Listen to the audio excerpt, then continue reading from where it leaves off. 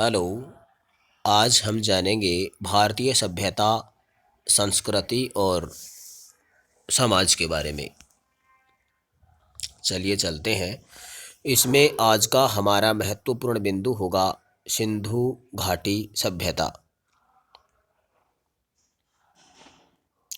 पहला बिंदु, सिंधु घाटी सभ्यता का खोजकर्ता दयाराम साहनी था और इन्होंने 1921 में खोज की थी।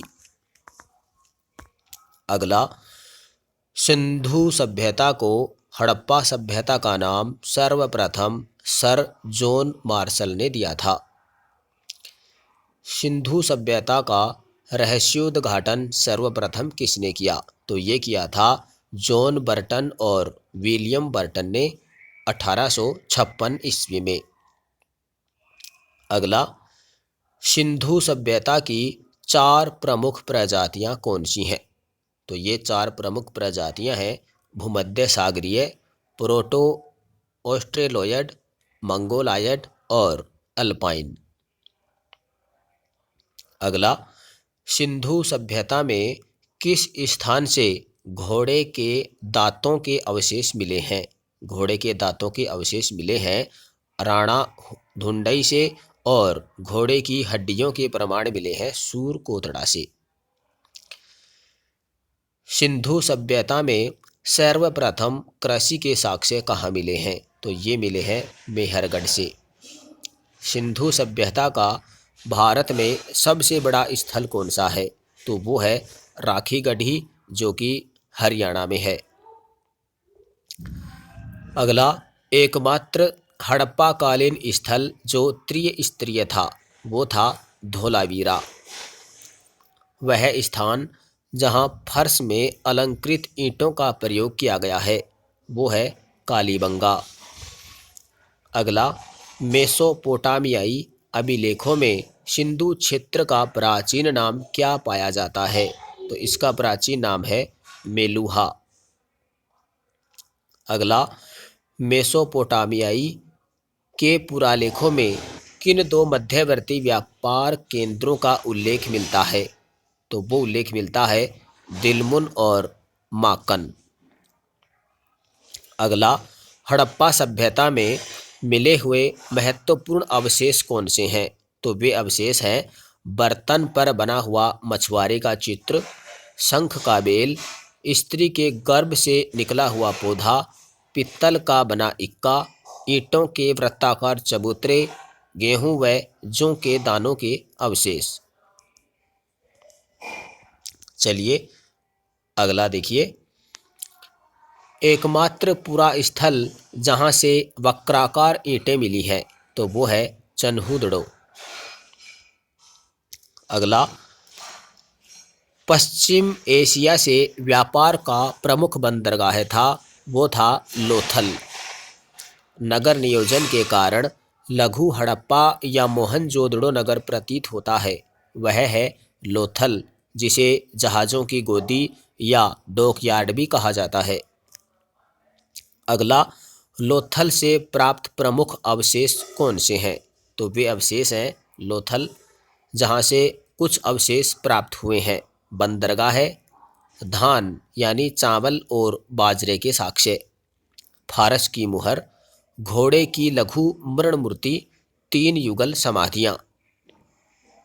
अगला, मोहनजोदड़ो से प्राप्त महत्वपूर्ण अवशेष कौन से हैं? मोहनजोदड़ो से भी कुछ अवशेष प्राप्त हुए हैं।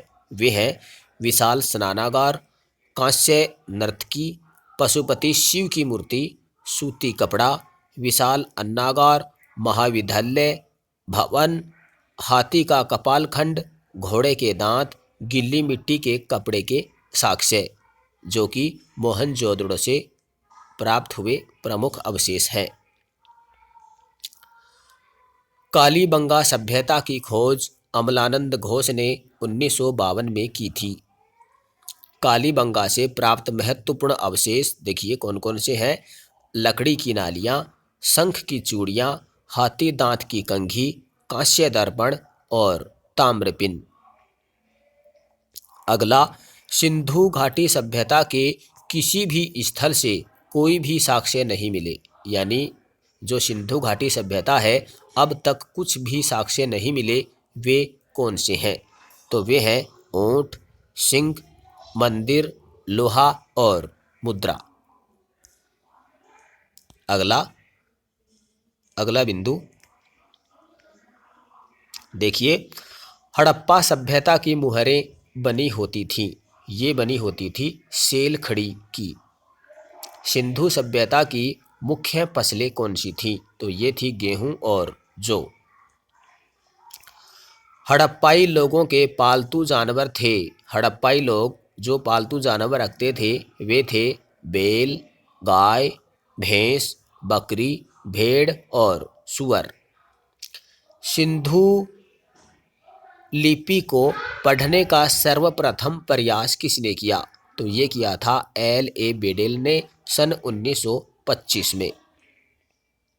अगला, हड़प्पा की मोहरों पर सर्वाधिक उत्कीर्ण किसका है? तो वो है सांड का। हड़प्पा सभ्यता के लोग उपासना किसकी किया करते थे?